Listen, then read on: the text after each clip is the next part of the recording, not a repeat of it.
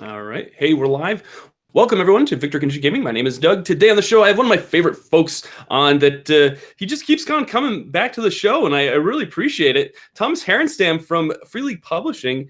Thomas, thank you so much for coming back on again and chatting with me for a little bit about Elysium that's on Kickstarter right now. Well, thank you. Good to be back. I love having you on. You're putting out some great products, and this is a product that you have on right now on Kickstarter. It's doing really well, and I was hoping it would hit by the end of this year. It's Mutant Elysium. It's the last standalone expansion for Mutant Year Zero. Why don't you tell us a little bit about it? Yeah, sure. Yeah, like you said, it's the third expansion. So it's like Year Zero is really like not one game. It's like 4 games. It's 4 pillars. They're all standalone, so you can really play them one at a time. And of course, Year Zero that came out first is a fully, it's a complete game on its own. But what we've done is sort of build a universe, not just with one game, but with 4 games. So together they create a bigger setting, a bigger game universe, and that's really what we're doing. And this is like the 4th part of that. I mean, that doesn't mean after this one's out the game is done and we're gonna, it just means we're done with the foundation for the game, where we sort of planned the whole setting out now. So from now on, you can just keep on, doing more stuff, but the foundation is there, so to speak. Awesome. That was my main concern. I was a little bit sad when I saw it. This was like the 4th. I was thinking maybe this was the last act, and like this was going to be it for Mutant Year Zero. So we'll talk about maybe some future plans that you have for Mutant Year Zero later on. Why don't you tell us a little bit about Elysium? What it entails? It's the previous books you played as mutants, you played as animals, you played as robots. This time you're playing as humans in the post-apocalyptic setting that you've created. Can you tell us a little bit about this setting that Elysium takes place in? Sure. Yeah, like you mentioned there, each of these 4 games, Year Zero, GenLab Alpha, Megatron, and now Elysium, they all focus on one of the core classes of the game, and that actually goes back to previous versions of Mutant. I mean, the first version came out in the 1980s. It's Swedish only. It's kind of like a Swedish version of Gamma World, I'd say. I mean, the first edition was heavily inspired by that, so it's got that kind of a same kind of type of setting. But really what we wanted to do when we started doing Mutant Year Zero is to sort of focus a bit more on like the background of all of these classes and how this world, this post-apocalyptic world came to be. So each of these games, they all focus on like the origin story of each of the classes. So the first one is Mutant Year Zero, where you play mutants, and it's all about how the mutants came to be, and it felt like the natural starting point, for a game called Mutant Year Zero. Sure. Second game was about the animals, the anthropomorphic animals of GenLab Alpha. So it's all about that, if you want to get that kind of feel to your game. The third one is about robots, and the fourth one, this one, Elysium, is about that sort of non-mutant humans. And it's a bit different from the others because they have a very much, I mean, the other Year Zero games are, it's kind of, I mean, the mutants of Year Zero, they're starting from scratch, starting from zero, so to speak. So it's sort of, it doesn't have a lot of backstory and tradition. You can discover your backstory as a mutant in that game, but it doesn't have a long history that you're aware of when starting the game. This is very different. In Elysium, you're actually playing the last remaining humans left on Earth that are still part of the old society. I mean, the old world, the so-called ancients. You're actually the last of the ancients still hanging on, in one, because during the apocalypse of this universe, a number of enclaves were built, like underground big cities where people, took shelter. And this game takes place in the last remaining of these enclaves. So it's really like the last outpost of the old world that still remains in this mutant setting. It's been like 2 or 3 centuries since the end of the world, basically. And really that's, you get a lot of backstory. You really get to know much more about that society and what is sort of what actually happened and what's the background of these humans still living in this enclave and what they're about and their traditions and their history. So you get to know a lot more about that than in the previous versions, which were more focused on, okay, so what do we do now? This one gives a lot more backstory and background. Nice, nice. Now this setting has there's four houses that you play in that are part of this enclave, Elysium 1. Can you tell us a little bit about these four houses that you've Yeah. talked about in the Kickstarter? I'm assuming that that's part of the player creation. Is you're from one of these houses? Yeah, I guess sort of you could say this is a bit of kind of Game of Thrones meets Judge Dredd kind of thing. So it's. I actually was going to compare it to Judge Dredd a little. I actually have it right here in my notes, so Right. that's pretty funny that I was kind of spot on with that. Yeah, Nice. absolutely. I mean, those are the kind of influences, because what we wanted to do, because apart from just following one of the classes for these four games, we also wanted to give each game a very different feel and a different theme, so you actually do different things. It's not just a reskin with another class. It's really a very different experience, because like the other games, this one also contains a complete campaign in its own. Right. And what you do there is quite different from the previous campaigns. I mean, in the first one, Year Zero, you were playing survivors building a new world, a new society. The second one is about escaping. It's about breaking free. It's about the animals who are trying to escape captivity. The third one, the robots, are the robots seeking self-awareness and, finding a place in the world as thinking, beings. Here we turn that all around. So actually, which can be a challenge to play, but I think an interesting one, and that's you actually play the people in charge. You play people who are whose job it is to sort of keep the old order, to protect the old order when it's clearly falling apart. And that's sort of an interesting twist. Normally, as in most RPGs, you play like the rebel, you play the someone who's sort of at least fighting for the good cause and heroes. And here it's not that. You're not playing bad guys per se, but you're in a position where it's your job to protect a falling reign, a falling regime. And that's kind of an interesting place to be, because you sort of have to figure out, okay, so this is supposedly my job, but if it's clearly, this is not going well, when do I sort of abandon ship? When do I find some other thing to do, or find my own path in this collapse that's clearly going to happen? Well, I think it's kind of like, of course, I like Megatron, with where your robots that have kind of become sentient, and you're trying to like hide that from your other your colony or whatever from the other robots. So and you're trying to keep that, like, that's part of it as well. So I think that this setting is a lot kind of, it's similar to that, in that you're trying to keep control, but yet that eventually things are going to have to things are going to come out, and you're going to be part of the big thing that's going to happen at the end. Sure. I mean, there are similarities, absolutely, and I think, but also some differences. And one of the differences are these houses that you mentioned, because that's sort of in the backstory here. There are four powerful families, and what happened is this: Elysium is one of the Titan powers. A Titan power is like a conglomerate of corporations, nations, powerful, rich people that sort of came together when the world fell, and sort of formed an alliance. And this Elysium alliance is really formed by four powerful dynasties of industry and finance, rich people who sort of saw that things are going to, the world is coming to an end. We have to do whatever we can to survive. And they created this Titan power and these enclaves to secure their own future. And really, so that means that you have these elites that founded Elysium, and that's sort of been part of that, how that Titan power is run.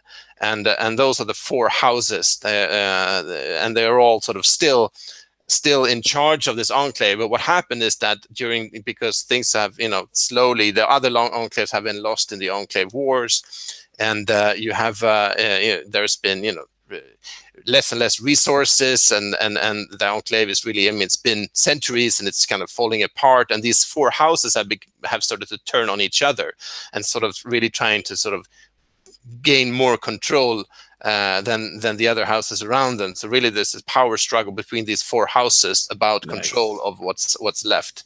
And sort of as a character, you get involved in this power struggle, but you're also it's also your job to keep law and order, because you play as a so-called judicator. It's kind of a police in this enclave. So you sort of have to weigh your duty as a judicator to your, duty to your family or your dynasty that you belong to. And then you have to sort of also finally see for yourself when you sort of have to abandon maybe both of these duties and find your own way. So it's kind of balancing all these little themes going on there. But at its core, it's not that complicated. Basically, you play like a squad or a unit of police who are solving crime. I mean, that's the core of it. It's more of I like it. So, but then they have these other things under the surface. Nice. Yeah. So there's you said in the Kickstarter there's new rules for creating your characters, your human characters in this game. Can you explain a little bit about what those new rules are? I know that you've spoiled one of the roles as in the game is you can play as an investigator. Can you kind of give us a little more detail on the character creation and with Elysium? Yeah, sure. I mean, the core game mechanics are the same as in the previous game, so they're totally compatible. And just like in the other games, the idea that when you finish the campaign that's included, you can bring these characters into the zone, into the bigger Mutant Year Zero campaign. So they're all compatible. So when you have all 4 games, you can have people from all classes mixing in the zone. But there are some in each of these games, the 4 games, they have some unique twists to character creation and some rules for characters of that particular class. And in this case, it's the non-mutant characters, and they're traditionally the trickiest ones to create, special abilities for and so on. Because the mutants, they obviously have their mutations, like their superpowers. You have the animals, they have their animal powers. That's easy enough. And you have the robots, and they have their robot modules. Makes sense. Not that complicated. So what do normally people do? What cool stuff do they have that's actually kind of different? And in this game, what sets the non-mutant humans apart from other people are their legacy and their heritage and their sort of connections, their long history. So what they have instead of mutations are what's called contacts.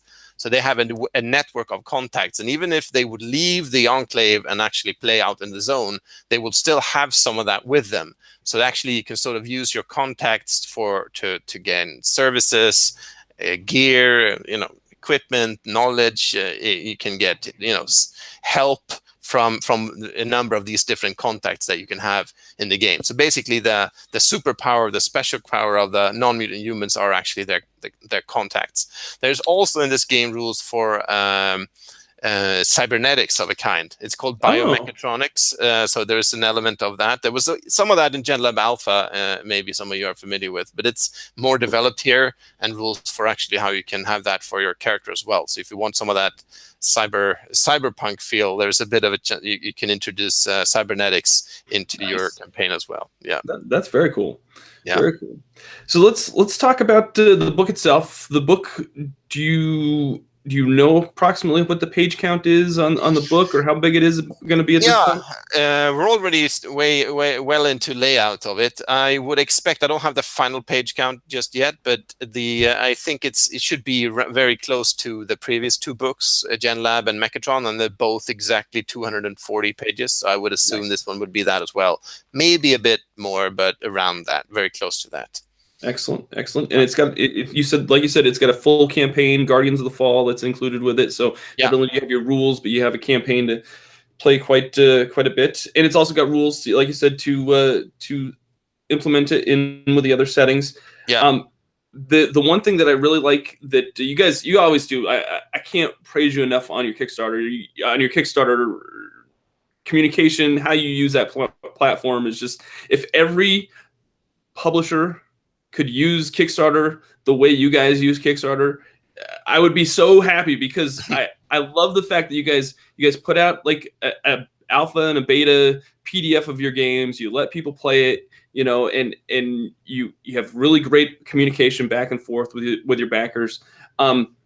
You've announced that if folks back Elysium, they should have the PDF before Christmas. Yeah, yeah, that's The like the rough draft kind of. exactly like a beta PDF. It's probably will be the full book, the entire, all 240 pages or so of it. There could be one or two chapters might not be completely finished, but those will not be, you won't need those to actually play the game. So whether it's actually the 100% of the game or 90%, you will definitely get a big meaty PDF before Christmas. Yeah. That is awesome. That is exciting. And then So that the idea is that you will actually get the chance to read the game, play the game, and then we get feedback. We will have a look at all of that and then complete it. In like a month or so later. So we'll have the holidays to sort of have a look at the game in peace and quiet. That's great. Now the physical book itself, you have a delivery date for April, which is again really aggressive. You've been really good with your Kickstarter, target dates. There's a few projects that kind of got that you had to kind of go back on, but you've, like I said, you use Kickstarter really, really well, and I appreciate that. And I know a lot of you keep having success on Kickstarter, and I think that's because of it. We did have some delays on some projects that we are delivering now. Right. Forbidden Lands and Emissary Lost are both a bit delayed. Particularly Forbidden Lands, which is running on 5 or 6 months now. It's a combination of we needing a bit more time and then distribution itself taking a bit longer than planned. But at least now that's finally going out. And for this date that we set now for April, even though it's like you say, it's not that far off, we feel confident we can do that, and we have factored in extra time, more than we usually do, just to avoid delays of the kind that we had for the last 3 projects. So even accounting for that, because we, like I mentioned, we intend to have the full game laid out, completely finished by Christmas, and then we'll have time, a month or 2, just to do corrections and proofing and so on, and then we'll still have 2 months to print the game. So it's and ship it. So it's the way we see it. We're not. We should have plenty of time. Nice, excellent. No, it's really really exciting to see this, just another project, just kind of or another project just take off for you. But now that you've hit your funding for Elysium, let's talk about the stretch goals, because that, I'm going to be honest with you. Like when I saw like this, I always like playing mutants. I like playing the animals. I like playing robots. Humans, I was just like, I don't know how well I'm excited to see it because it's the next chapter. But then your stretch goals just like totally just got me even more excited, because you've unlocked some great stretch goals, and then you have one that is the highest one that you've got on right now. Totally has me. I'm just so excited for it. And let's just talk about the stretch goals just for a second. You've unlocked a map of Elysium 1, which is the enclave that the folks play in. You unlock the hardcover book, so it's going to be a hardcover book just like the others. You unlocked a card deck. Mm-hmm. You unlocked the dice, which are awesome dice. If anybody hasn't gotten the dice for Mutant Year Zero, you definitely have to get all the dice. They're just beautiful dice. Could be worth mentioning that we're sort of the previous dice set we had is out of print, and this is a new one now. So it could be useful for anyone playing any mutant game. Nice, but the stretch goal that excites me is this campaign book that once you hit, I know it's it's like 1,000 crowns or 1,000,000 crowns or something like that. You guys have, I forget what the conversion is for us, but it's like $100,000 in US for us. Yeah. You basically unlock, there's like 4 zone compendiums that are leading that unlock all the way up to this point, and then once you hit it's like 100,000 US, but it unlocks a hardcover campaign book that uses all of those compendiums, or all those zone compendiums, plus it like ties them all together into this campaign. That has me so excited. I kind of wish that you'd done that right along, like with those other zone compendiums. But tell us a little bit about this, because I'm really excited about this. Yeah, sure. I mean, that's a campaign book that we're one that we want to make. It's called the Grey Death. It's and there's different zone sectors that lead up to it and would be a part of it. There's sort of, because normally when we do the zone compendia previously, each zone compendium has about 4 or 5 special zone sectors. Special zone sectors like a scenario location that you can place in the zone when you play Mutant Year Zero. And if you have Elysium and Megatron and GenLab, you can use those to have those characters in the zone as well after you play the campaign in them. But for this, the thing we did differently now is that instead of having the zone sectors in the zone compendium being completely independent and standalone, we tied them together in a bit of more of a campaign. It still doesn't mean you have to play them in a particular order, and it still doesn't mean you have to play them, they have to be located in a specific place. You can still play anywhere you like. If you play in your own, wherever you placed your zone, you can still place these locations anywhere you like, but they tie together. So it's like, so there's like a meta plot, there's like a story that ties those zone sectors together, and there is like and there's a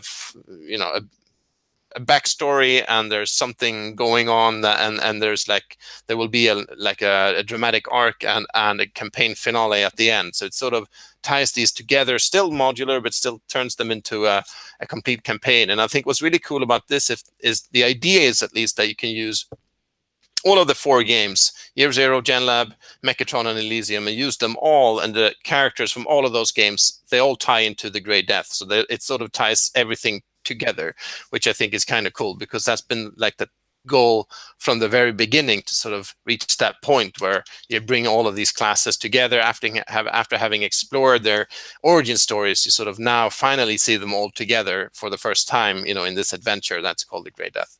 Oh, I'm just really excited about it. I was excited when I pledged, but then once you announced that, I'm like, oh my word, like this is just going to be even better, because now, okay, here's the question I have for you. Is the April target date still in effect for this campaign book, or do you think you'll have to ship it after the fact? Well, hopefully, if all goes well, yes, we will be able to publish that and ship that alongside Elysium, so you get them at the same time. I'm not 100% sure that's going to be possible, but that's definitely the plan. We are already, because the Grey Death is actually, we most of the games that we do nowadays, we do in English first, or Swedish and English at the same time in some cases. The Mutant games are still, we're still doing because we started doing the Swedish versions first. The English have been following as a second step, and that's stayed that way up until this point. So in this case, the Swedish Grey Death is done, and it's coming from the printers just in a week or 2. Oh, nice. So it's done in English. That means we have all of the art, and the entire text is done. So it's being translated to English right now, actually. So all of these zone sectors that are stretch goals now, they are being translated now. So what we need, so we're already starting working on them. But I mean, depending on how well the Kickstarter goes, that sort of determines whether we can actually finish this and print this and ship it as part of the Elysium Kickstarter, and if not, then we'll have to sort of figure out what to do later on. But we have good hope that we'll be able to reach the stretch goal too, so we can print them and ship them together. Awesome. No, I'm really excited about that. Let's talk about future plans for Mutant Year Zero. Is the campaign book like what you envision going forward? Is that like a product that you're going to be like? I know Coriolis had its own Emissary Lost, campaign book. Yeah. Since this is like the fourth building block for the Mutant Year Zero, are your plans going forward to create campaign books like the Grey Death? Yeah, possibly. I mean, it's like I mentioned that the first 4 core books, they sort of build the universe, the foundations of the universe, and now we're a lot freer on what we're going to be doing. And I think campaign books like the Grey Death are a great way of doing it. To sort of give because a difference between Coriolis and Mutant Year Zero generally is that Coriolis has more of, let's say, a more classic or traditional approach to campaigns. I mean, the Emissary Lost campaign is a bit more linear. It's great, but it's a bit of a different way to do things. Whereas Mutant Year Zero has always, from the start, been a more sandbox kind of game, a more free exploration is core to the game. And that's something we want to keep. So the balance is to bring in a bit more, connective tissue and a bit more meta plot and a bit more story without losing that free exploration of it, which is really important. So I think campaign books like The Great Death, where you have a bigger story, but you still keep that kind of freedom in the gameplay, I think it's a good way to go. Nice. Now, I did have a question from Matthew from the Coriolis Effect podcast. And if anybody is not listening to the Coriolis Effect podcast, you should be listening to the Coriolis. Yeah. Matthew and Dave do a great job, and they wish they could have come on and co-chaired with this session with me, but they had other personal matters to be at today. But Dave did send over. Matthew sent over a question. He said, and this is kind of, and I was gonna ask this, but then I'm like, well, maybe maybe I'm the only one that thought this. I originally thought, and Matthew did as well, that Elysium was gonna take place in space.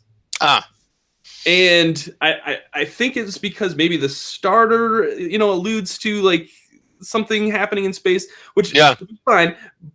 So our question is, and because it was my question too, because I was just glad that I wasn't the only one that thought this. Do you have any plans for space content coming into the Mutant Year Zero setting? Well, funny that you mentioned it. Yes, we do. So yeah, that's okay. That's in the thing actually. It's a project that's been, we bounced around quite a bit. It's actually mentioned in the core book of Mutant Year Zero. It's what we call Mutant Ad Astra, and that's really like the space version of Mutant Year Zero. It's also being worked on right now, but it's definitely connected to the other, the core Year Zero universe, but since it takes place in the solar system, it's a bit disconnected from what's happening, on the Earth's surface.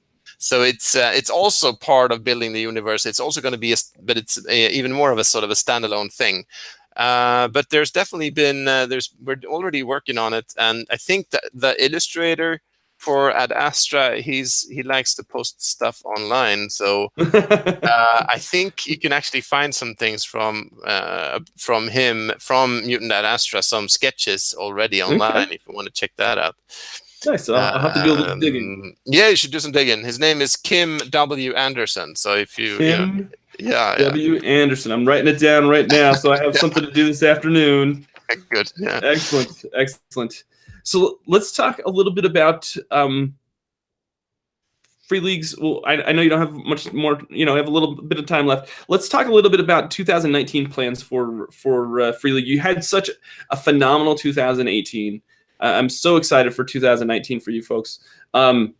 You've got Forbidden Lands that's already shipping on its way to backers right now. Yeah. You have Emissary Lost, which is on its way to backers here shortly. I think it starts shipping on Monday or tomorrow. Yindros ships this week at some point. After because if folks haven't heard already, you guys have merged with and you brought in the Simbarum line onto your free league. Lines. What can folks expect from free league for 2019?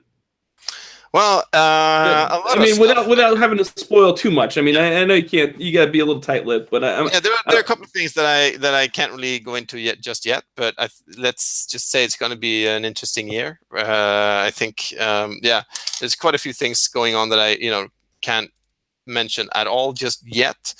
Right. Cool stuff that I can mention. Of course, we are. We kickstarted Things from the Flood RPG earlier this fall. It's like the follow-up to Tales from the Loop.